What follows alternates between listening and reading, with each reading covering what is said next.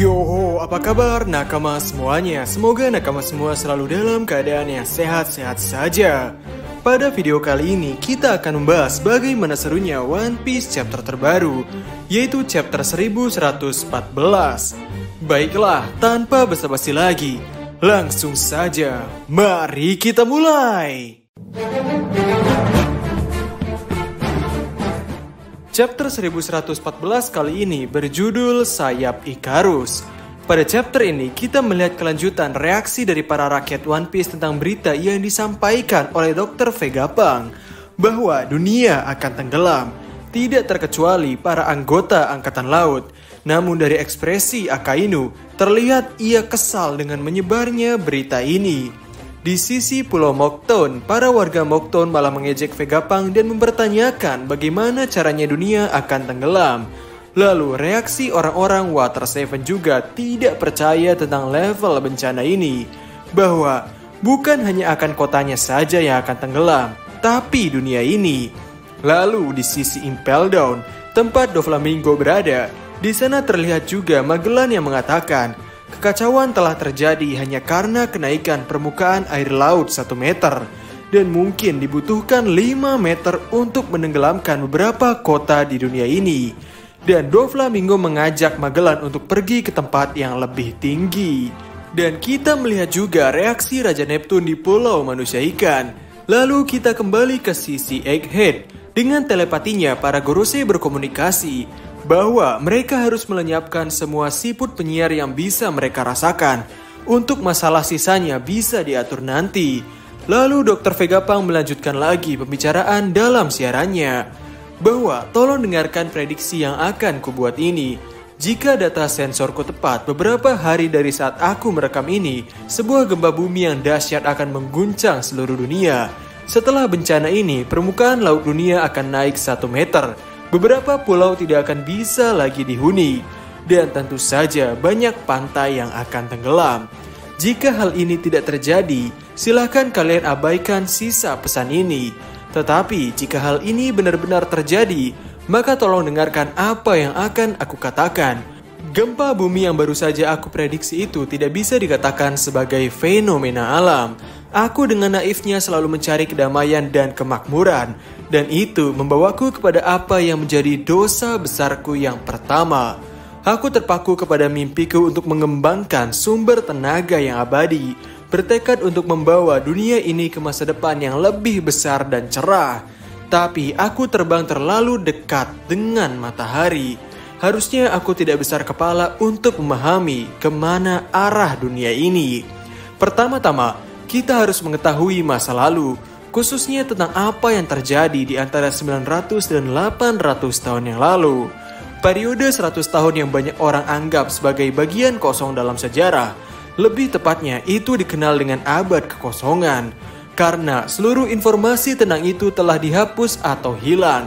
Dan itu benar, tapi ada satu kunci untuk membuka beberapa potongan dan gema dari masa itu. Jawabannya adalah Poneglyph. Batu-batu kesepian itu berada di berbagai tempat yang tenang dan sunyi di seluruh dunia. Tulisan yang terukir di batu-batu itu setelah diterjemahkan akan menjadi satu-satunya metode kita untuk melihat masa lalu yang tidak diketahui. Meskipun begitu, percobaan untuk menerjemahkan Poneglyph dianggap sebagai hal yang tabu oleh pemerintah dunia. Dan karena itu, aku terpaksa harus melakukan dosa besarku yang kedua. Aku mengkhianati pemerintah dan mempelajari era terlarang ini sendirian. Aku cukup beruntung karena aku mewarisi beberapa dokumen dari sebuah grup arkeolog luar biasa yang membuatku bisa menerjemahkan beberapa Poneglyph. Aku mengejar penelitian ini sejauh yang aku mampu, dan aku tidak menyesal sama sekali. Lagi pula, sejarah adalah sebuah kisah.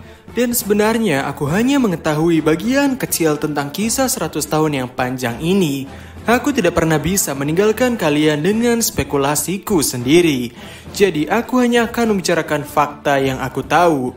Bintang dari cerita ini terlahir 900 tahun yang lalu di sebuah kerajaan yang maju dan berlimpah.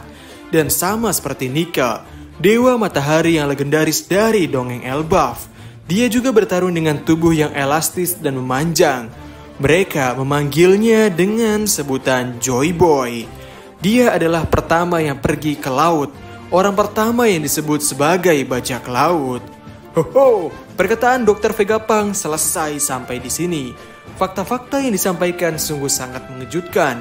Dan sejak Vegapunk mulai bercerita tentang dua dosanya itu, panel-panel One Piece menunjukkan beberapa adegan yang penting dan menarik, yaitu seperti tentang reaksi terkejutnya para rakyat dunia One Piece tentang kebenaran prediksi Dr. Vegapunk tentang bencana alam gempa dahsyat dan naiknya tinggi permukaan lautan. Kita juga di sini mendapatkan reaksi dari Aokiji yang sepertinya ia memikirkan sesuatu. Ada kemungkinan ia akan segera melakukan pergerakan lebih agresif setelah kejadian ini. Lalu pertikaian kelompok Chopper dan Saturn, di mana kita melihat Chopper bisa menahan tusukan jari kaki Saturn dengan teknik guard point miliknya.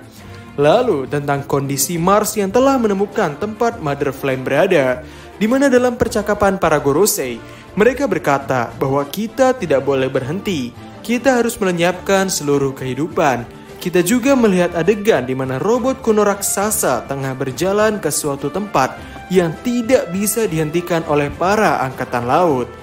Lalu reaksi para Ternobito yang ada di Marijoa. Terlihat di sana beberapa orang merasa kesal dengan apa yang disampaikan oleh Vegapunk. Namun beberapa lainnya malah bertanya-tanya apa yang dimaksud dengan abad kekosongan. Dan terlihat Im Sama pun hanya terdiam tak berbicara apapun. Dan di saat itu, kelompok Usopp dan Nami sudah berada di kapal Sunny untuk bersiap pergi dari Pulau Egghead dengan mekanisme terjun ke bawah setelah posisi awan Egghead ini dipanjangkan ke laut. Dan juga tentang pertikaian Brogy, Dory, dan Nika melawan Gorosei War Fury, di mana iblis babi hutan War Fury terlihat mengeluarkan api panas dan mengejar mereka bertiga. Dan di sini, Luffy pun masih mencoba untuk memukul mundur iblis War Fury. Namun yang terjadi adalah sama, yaitu tangan Luffy kesakitan. Dan kejadian itu malah ditertawai oleh Drogi dan Brogy. Haha, chapter 1114 selesai sampai di sini dan minggu depan libur. Hoho, sungguh chapter yang sangat luar biasa padat. Kita mendapatkan penjelasan secara jelas tentang dua dosa besar yang telah dilakukan oleh Vegapunk. Dan sama seperti mitologi kuno tentang Icarus dan matahari, Vegapunk harus menerima resiko menanggung dosa besar ini karena telah terbang terlalu jauh dengan matahari.